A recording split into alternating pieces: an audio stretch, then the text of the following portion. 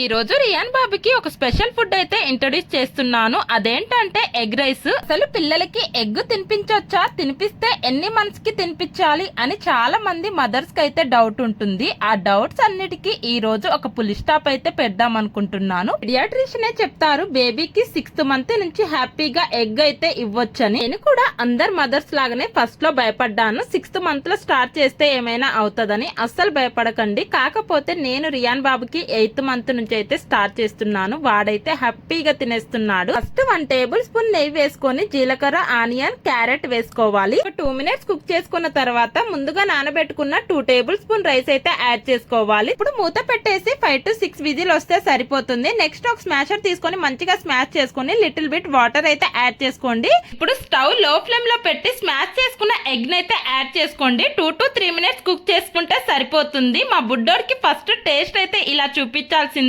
తర్వాత వాడికి నచ్చితే ఇంకా తినేస్తాడు. నచ్చితే చిన్న